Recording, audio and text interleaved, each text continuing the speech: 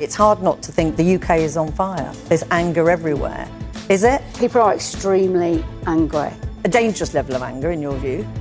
Yeah, seething with anger. None of the conditions of what happened last summer have gone away. Violence might not happen, but the absence of riots shouldn't be anybody's test for cohesion in our country. Sometimes all we need to do is sit down with these people, meet each other, and you'll discover that the other side aren't necessarily the monsters which you think they are. Hello and welcome to the Fourcast. Are anti-migrant protests around the country about to explode into another summer of riots? A year ago, towns across Britain were in flames as anti-immigration protests turned violent. They were prompted by the mass stabbing of girls at a dance class in Southport, but fuelled by online misinformation and anti-Muslim rhetoric. It was the largest incident of social unrest in England for more than a decade, and there are fears that this summer could see a repeat. Already there's been a string of protests around hotels housing asylum seekers. The Police Federation called recent unrest in Epping a signal flare. So with the number of migrants crossing the channel in small boats actually up, and social media, not to mention certain MPs pumping out inflammatory comments, is a summer marked by more violence inevitable? And how do the police, the politicians and the protesters themselves distinguish between the genuine concerns of dispossessed communities and the gratuitous violence of racists and the far right? To discuss this, I'm joined by the academic, Dr. Lisa McKenzie, who writes primarily about working class communities and class inequality, Sunder Katwala, the director of the think tank British Future, which focuses on diversity and social inclusion, and Adam Kelwick, Imam of the UK's oldest mosque in Liverpool, who came to prominence during last year's riots with his attempts at dialogue with protesters. Thank you, all of you, for joining us today. Can I begin by asking you, if you look at what we've been looking at Epping and other places across the country, it's hard not to think the UK is on fire. There's anger everywhere. Is it? Yeah, I think there is. I'll be honest. I'm not sure that we're in for a summer of riots. I'm not sure about that. But I do know that there's been a growing anger that is inescapable, you know. Well, it's inescapable for me because I live in a working class community. I work in working class communities and people are extremely angry. But it's a number of things. It's not just one thing. It's lots of things. It's things not working properly. It's cost of living crisis. You know, everybody's complaining that food is going up day by day. And then, of course, you know, there's this constant news cycle about people coming in from different countries. You know, are they getting this? Are they getting that? And there is a drip feed going on. So people are extremely angry. A dangerous level of anger, in your view? Yeah, I would say ordinary people that a few years ago didn't even know any of this existed are now talking about it. And people who a few years ago did know it existed are now seething with anger. So, yeah, I would say that this is where we are. Sunder Katwala, I mean, a country, or at least parts of it, seething with anger. I think riots and violence certainly aren't inevitable, but they're possible. I think we need vigilance without alarmism. That can be a difficult balance to strike. None of the conditions of what happened last summer have gone away in terms of the tinderbox on social media. If there is a shocking event, if there are rumours of something that's happened in terms of the long-term underlying causes. So we haven't dealt with the long-term causes, we haven't dealt with some of the sharp short-term pressures, but you know, violence might not happen, but the absence of riots shouldn't be anybody's test for cohesion in our country. You were in the middle of the actual violence and rioting of last year. Where do you think we are right now? So I like to always be optimistic, but at the same time that has to be balanced with some realism. And unfortunately, all the ingredients which were there last year are also still here this year. I think, you know, the firewood, which are these small numbers of these very ideologically driven people, whether that's racism, anti-immigrant hatred, anti-Muslim hatred, they are there. The fuel is continuously being poured, maybe even more intensely now than last year, by the media, whether that's the mainstream media or whether it's online channels and accounts. And unfortunately, if there was to be a spark, I think there is a very real danger that we could find ourselves in a similar situation to last year. OK, you both touch on this idea of the ingredients are there. I don't know whether you agree about what those ingredients are. I'm assuming you'd say they're not ideologically driven. Well, there are ideologically driven people who are making hay out of these situations. Of course there are, on the far right and on the left as well. That is happening. But then there are other ingredients. You know, there is 40 years of deindustrialisation and no economic strategy that's going to lift the bottom up. There's poverty, there's feelings of hopelessness. You know, we've had 40 years of poverty, of inequality widening and hopelessness. So we shouldn't be not expecting we've got hopeless people. People who look out in the future and don't see anything good happening. But it ties to this very big question, doesn't it, about what are legitimate concerns and what are legitimate ways of expressing them? I do find myself in agreement with you because, as I said, there are a small number of these people who are pushing certain ideologies and narratives. But what happens is the vast majority of people who are dragged into these protests and these riots are, in my experience, because I've been working a lot with people who attended the riots last year, I've been building real friendships with them, and I've found that actually the vast majority of the number of people who attend these riots and protests aren't necessarily the types who are driven by the ideologies. They're dragged into other people's narratives. And in fact, they're just genuine people who have genuine concerns, and they are worried about society. They are worried about their children. They have lots of worries who we, incidentally, as a Muslim community, also share with those concerns with them. But when so much of those legitimate concerns that you both talked about seemed throughout the riots last time, we look at the hotel issue, directed at immigrants, directed at migrants. I think it's right to have the concept of legitimate concerns. There are people who mock that and say it's always dog whistling or it's always pandering to prejudice. But I think we forget something, which is that the very concept of legitimate concerns involves a differentiation between the legitimate and the illegitimate. And that is partly about the means, which is its peaceful voice and your right to a voice, and it's not violence, intimidation and threat. And it's partly about what you're saying as well. So if you're saying send them all back or extend that, we don't just want the asylum seekers out, we want all the minorities, all the Muslims, everybody out too, then that's illegitimate. And I think if you're defending the legitimate concerns, you also have to be drawing the line as to what you're not admitting. Because there are people, and they were successful in Rotherham, and they were successful in Ballymena, and they were hoping to be successful in Epping, who are not saying, let's get the council to petition the government to change the policy on the hotels. They're saying, let's make it so dangerous that people flee. I mean, that's let's make fact, the government remove it? people. No, it is. And I think what we've come to this point where when people say there's legitimate concerns, you've got a whole group of, they're calling them the lanyard class now. Or the middle class left, or I call them the bourgeois left, who are now sort of, they're not allowing people to have legitimate concerns. When you say legitimate concerns, like it's almost like you're Enoch Powell, So we've closed down that whole avenue of debate, and I tell you now, that point of, where perhaps 5 years ago people were saying, perhaps illegal migration needs to be looked at. Now they are saying send everybody back. I think because there's a lack of trust with our government, with politicians, with the media. They're actually going to deal with these legitimate concerns. So instead, everybody's being called Enoch Powell. I think there's a problem with the concept, actually. It's a very distancing concept, which is I do not share your legitimate concerns, but I respect them. It does feel quite... That's not happening, quite far apart. But actually, and this government is very clear that it's so concerned in a way to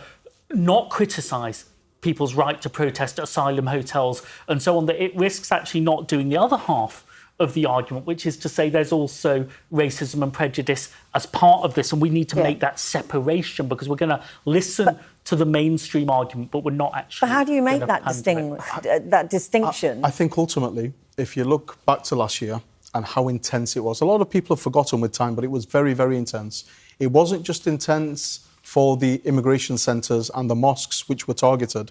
but it was also intense for everybody in society. We saw our city centres smashed up. We saw children's services, libraries smashed up. We saw lots of towns in absolute chaos, and that affects everybody. And I don't think anybody in society wants to go back to where we were again. But that is actually what happens when people riot. That's also the normal shape of a riot, that people do smash up their own communities. There's a criminological concept for this. It's called slow rioting. It's what happens when the state has removed themselves from your community and you can't get at the people or the state that's causing you problems. I mean, what Lisa, I think, is rightly saying is that broader oxygen, not the violence itself, but the broader oxygen is based on people feeling unheard. If you want to make that distinction, there are actually some really important ways to do it. One is it peaceful? Is it violent? Is it threatening?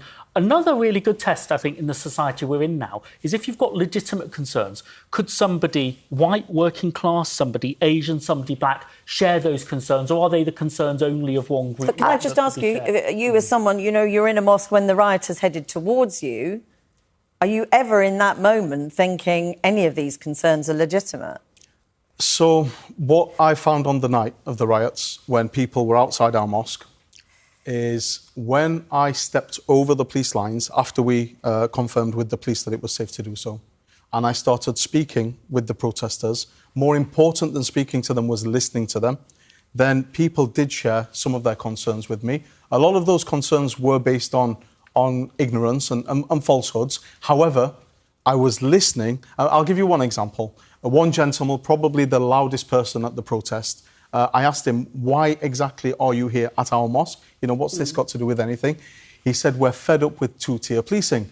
To which I said to him, well, why not take the protest to the police station then? What does this have to do with us? But the point is, I think there is an argument for saying that many members of the white British working class people need to be heard. I don't think their voices are represented. And this is an issue. I think they're not represented, or very rarely represented properly within politics. And I don't think the politicians are listening to them. And unfortunately, me and my mosque, my community, have to put up with these protests and these riots, when actually what they are upset with are decisions which are ultimately But if you're burning down or trying to government. burn down a hotel that's got asylum seekers in it, can that ever be anything other than racist? No, I'm going to be honest. No, it can also be, it can also be not a racist intent, but then it does become. But if you're targeting asylum seekers in a hotel, it's just racist, isn't it? Yes, it is. But I have spoken to people that have been around, have been thinking about doing this sort of thing. And again, are they trying to kill the people inside, or are they trying to get rid of the problem? And I think sometimes when we've moved over that step of reasonableness and argument and debate, and we've moved into that step of civil disorder and riot, things are not always as clear. And Adam is absolutely right. The Muslim community last year had to deal with the fact that there's very little representation for all poor working class people. But if they are targeting, you take a very generous view, some people might say. Some of the Muslim communities that I've spoken to would not take such a generous view, that if a mob is headed towards you to try and throw stones or damage your mosque, shouting things that are really offensive, that are out-and-out racist, then does that delegitimise anything that you may have started with, the intent that you talked about? Yes. Of course, it does delegitimise it, because what you've done... It also puts people at danger. Yeah, you put people in danger. Look, I am a white working class woman. I wasn't called white and working class until about 2000. I was always working class. And that's where, where the problem is. About 25 years ago, we decided that there were divisions between working class people. And, and we've done that through box ticking and through...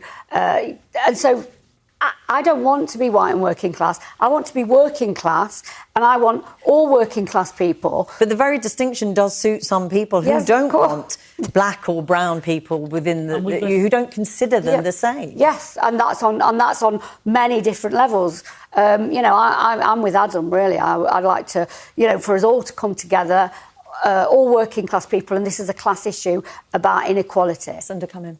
I think we've got to make some distinctions here. There are very different experiences of change in our society. I've had a positive experience of change in my society, in my lifetime, because I'm the child of migrants. I did well in education. If there are lots of people, first, second generation, British minorities, women in workplaces, people who are gay who've had a positive experience of change. There are very much more negative experiences of change between the cities and the towns. People feel unheard in the towns. People feel unheard from working class backgrounds. People who haven't, got many degrees feel unheard. That is very different from the people who are trying to get all the Muslims and all the asylum seekers out there. About 1 in 50 people in our country were elated by the violence, not because they fear a civil war, but because they're rather hoping for one. So I think policing and telling that group what is unacceptable and then cutting them off from maybe a quarter of society, a third of society, 40% of society that have got things to say in the political system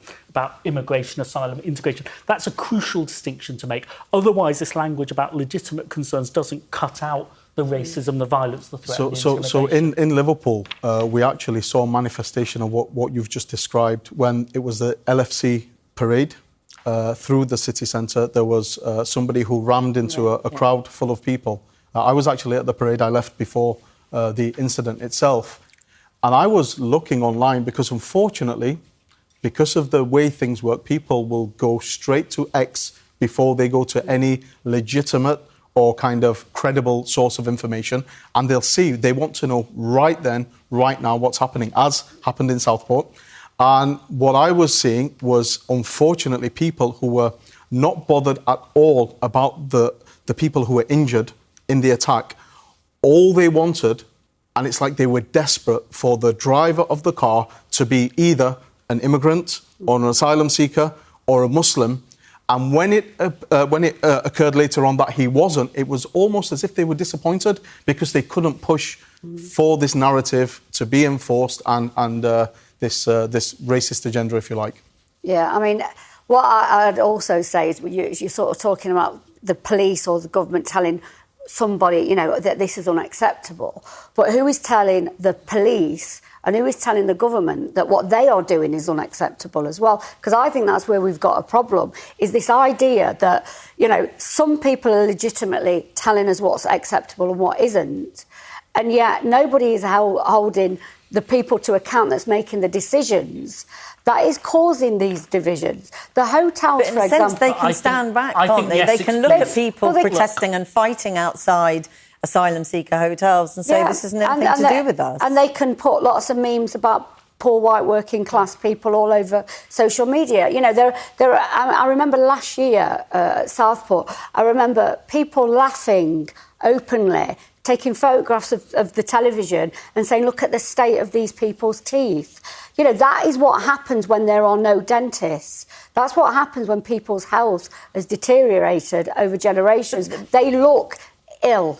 But I'd like to say something positive about what the police were doing in Epping, which became the epicentre. There was a sexual assault, a charge or a serious sexual assault. There was protest, there was concern. They did a really good job, I think, of saying what you were allowed to do if you're an anti-hotel protester, if you're a left-wing protester, and what you weren't allowed to do. And they said no one's going to have face masks on when they're making their points. If you do that, then you can be tough on disorder, but that's different from being tough on the causes. But in a way, the hotels and the issue about the safety of women and children, which is what some people are saying this is about, it's quite interesting, isn't it? It's being framed as you wrote yourself, hundreds of unknown, unvetted single men being housed in their communities.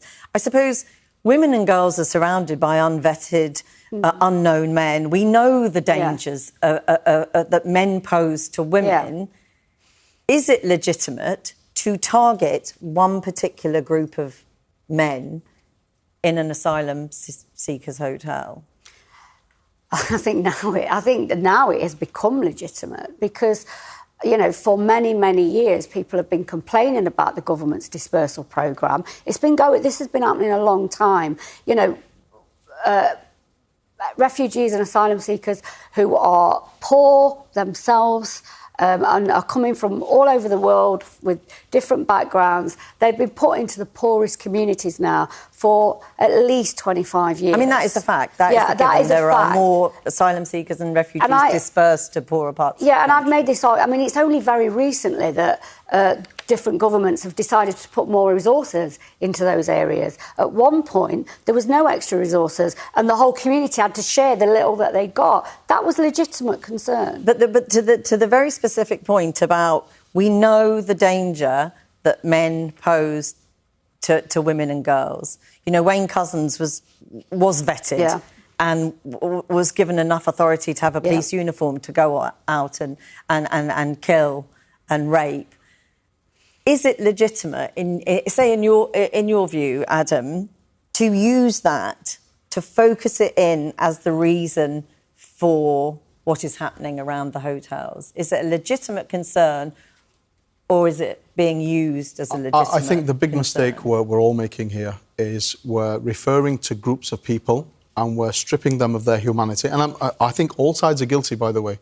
We're stripping them of their humanity. So whether that's the white British working class, or whether that's the far right, or whether that's asylum seekers, don't forget there are real people behind these groups which we have in our heads. And sometimes all we need to do is sit down with these people, meet each other, learn about each other, and you'll discover that the other side aren't necessarily the monsters which you think they are. And as I said, and this applies to all sides, because on the night of the riots in Liverpool, many people in the Muslim community were saying to me, no, why are you cooking food for these people? You can't speak to these people. They want to kill you, they want to burn your mosque down, and they want to send all Muslims out of the country. And I was like, no, they're people. And if we're talking from a religious or a spiritual perspective, we have to see the other as a soul. And what I have been doing since last year's riots is I've been sitting down, building friendships with some of the heavyweights who were at the Save Our Children protest, for example, and I've been allowing them to see who I and my community are as people. And likewise, we've been meeting with them. We've been taking young people to gyms who are run in different parts of the city where they'd never usually be. We've been on walks into the Welsh countryside together. And guess what? Everybody realises that they're human beings. We have families who we care for. We all suffer from the cost of living crisis. We all get bills from the taxman, which we don't like. And all of these problems which are pushed out there in these narratives, they're problems which affect us as well, believe it or not. And so why don't we do something radical? Why don't we start working together to solve these issues? Because we have volunteers in our community. You obviously have a lot of very passionate people about these issues. Why don't we come together and solve them? Has the problem gone beyond doing this sort of thing on the ground? I think you have to do more of that, not less of it. And there's a hope and there's a catharsis if you felt unheard in being unheard. And obviously, if you're a person of faith, then you want to save every soul. But I think what's powerful about what Adam's saying is, you know, there's a principle that you take in good faith, everything said in good faith. And if something isn't said in good faith, you try and engage with it as if it was, and then there is going to be something. Just one little point. It's not about saving souls. It's about seeing the other person as a human. Sure. So even if you don't agree on your religious views and beliefs, you at least understand they're a human and deserve to be treated with dignity and respect. Doesn't change what you would say are the structural inequalities. No, and then the thing is we can all see each other as human, and then what? Because there is a point that we've got to hold the people who are making the decisions where there is a group of people at the bottom who are, working class people are not just white. Working class people are Muslim. Working class people are black. You know, there are groups of people in this country who are making decisions where those people's lives are now in decline. And have been for a long time. So we have to make... Yeah. So it's... I kind of agree with you. It's really lovely for us to be human and think about all of this. But how do we make sure that our kids end up with a decent job and somewhere to live? I agree with you, but I don't think the place to protest that is outside a mosque or outside a hotel. Neither do I. And there's a key distinction that comes out of that, I think, which is that I can talk you out of your fear or prejudice or hatred of the other if you don't know that person. I can't talk you out of your sense that there aren't fair chances for you and your kids and other people's kids. I need action and work there. But it's not... So the socioeconomic factors and the cultural identity factors, they overlap. The left tends to think it's all just economics. You know, if we built enough hospitals, we built enough schools, we wouldn't have that. It's not true. You know, fear and hatred of Muslims goes all the way up and all the way down. But so it's separating out, in a way, the concerns about opportunities, chance and discrimination from the fear of the other. The thing that's interesting about the current moment we appear to be in, when we were in Middlesbrough, for example, white working class people were saying they had real concerns about the state of their housing. They have concerns about poverty. They have concerns about the cost of living. But when you go round the corner to the houses of people whose windows were smashed in, who were immigrants, their concerns are exactly the same. Yeah. But it's not seeing that. Yeah. And how do you do that structurally? How do you do that through government? Because reaching out may not be enough. I'm a firm believer in little things with big intentions having big impact. And so I'll give you one example. We, at the Light Foundation, we had an event, this is years before the riots, and we were talking about Islamic Sharia, which so many people online have so much to say about. So we had this event, and members of far-right groups, Football Lads Alliance, EDL, when it was a thing back in the day, they turned up. And one particular gentleman came in with a T-shirt with a picture of Enoch Powell on it saying Enoch was right. He at the beginning of our event, he was shouting that there's only one law in this country and it's Christian law. And then after the kind of tension settled, we had our discussion, we listened to each other, and then we had food afterwards. And he came up to me and he said, you know what, I wish all Muslims were like you. And I explained to him, well, actually, a lot of them, the vast majority of them, are like me. And we took him out for a meal after the event. He came for a kebab with us. Then we went to a dessert parlour. We were talking, he was sharing his life story. If you'd have walked into that dessert parlour, you would have thought this guy was one of our close friends. He started crying. He started crying tears after he said to us, nobody has ever treated me this kindly all my life. And I was shocked. We bought the guy a kebab and he broke down in tears.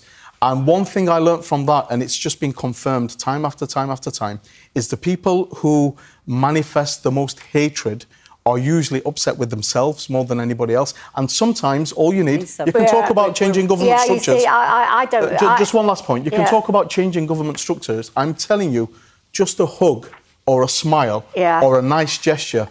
You can call me wishy-washy. We stopped the riots in Liverpool last year. It worked. Everybody was against me, even many people within the Muslim community. When you have hundreds of people heading for your mosque or to burn down houses, that's not going to work, is it? No, but you know what? Take away... So if we start to think about how angry should somebody be, so the fact that someone's lives over generations have declined, and this is all of us, this is not white working class, this is all of us, that your kids now have got absolutely no chance of probably even renting anywhere to live. There is a righteous anger there, and you should be angry about that. Because and our community can be angry together with... Yeah, but that's what I'm saying, all of us. Exactly. Very often those communities are not angry together, are they? And these riots I don't know. I think are perhaps not helping that, or are they? I don't know. Let's speak out to people and say, who is angry that their kids are no longer going to probably be able to even rent a house? Everybody's angry about that. So I think that's a righteous anger. I think it's interesting, your example of the Enoch was right. I mean, my father comes to Britain the week after that speech by Enoch Powell. What that speech is saying, well, he should stay in Gujarat or he should go back. But what it's really saying is Sunder Katwala should never be born in Britain, because people like Sunder Katwala or Kemi Badenoch or anyone else, they will never be us. They will always be them and us. And I think we have this them and us debate. They are a threat to us. They will never be us. They are taking our stuff. And the left tends to come back with, but they are good for us, you don't realise it's all going to go well. The question is, how do people become us? And that's where I think there is hope in this catharsis, this ability to feel. We're running out of time, and I just want to ask you, Lisa, you have a Labour government at the moment, a very, very different Labour government, they would say, much more representative of the wider country. They would say, Angela Rayner understands what it's like to grow up on benefits. Bridget Phillipson says her, determination to talk about child poverty is because of what she experienced growing up. What difference will any of that make? And if it's not making a difference, why do you think it's not? They're talking about £1.5 billion to regenerate neighbourhoods, £39 billion for new affordable homes. And we know housing is an issue across the board. Yeah. I mean, this is 40 years in the making. This is not 1 year from Southport last year. You know, when I talk about... when people talk about the miners' strike was 1 year, but actually the decline of those communities has been 40 years. And things aren't going to happen overnight, but people do need some hope. So we do need that there's got to be hope for people. I don't even know how that happens now. I'm living in a part of the country which is Nottinghamshire. I come from Ashfield, where people are absolutely hopeless. You know, they're cynical, they're hopeless, they're angry. I don't know anymore what we can do about that. I mean, Andy MacDonald, the MP for Middlesbrough, told us that you can have all those justified grievances, particularly in parts of the country where we know poverty has really got a grip, that those years of underinvestment, but that at the moment, immigration is being seen as the one single reason, and that is too easy. Yeah, I think when it comes to political parties and politicians, I think we need to be careful not to be dragged into their narratives. Just as an example, I had a closed meeting, a private meeting with a chair of a particular party which is very anti-immigration, and this was in a particular part of the country. And he said to me, when he was canvassing for voters, the number one concern which was being raised time and time again was immigration.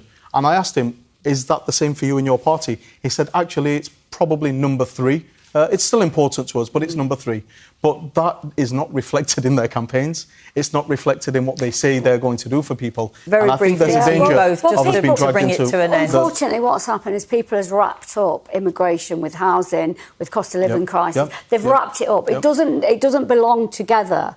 But because for so long now nobody's been tackling any of those issues, people have now made their own... I agree, it's a complete package. People have made their own narrative. I think one reason we have a skewed debate that's too pessimistic, even in the really stretched times we're in, is that integration, when it happens, is invisible, whether it's the social class background of the cabinet, whether it's diversity in the parliament when it works, whether it's class mobility when it works, and where it's failing, it sticks like a sore thumb. So that, I think, is why we, in a sense, talk ourselves into a doom loop when there's a lot of pressure and a lot of challenge, but we need some grounds for hope too. Going to have to end it there, but Dr. Lisa McKenzie, Sunder Katwala and Adam Kelwick, thank you very much for joining us. That is it for this episode of The Fourcast. Until next time, goodbye.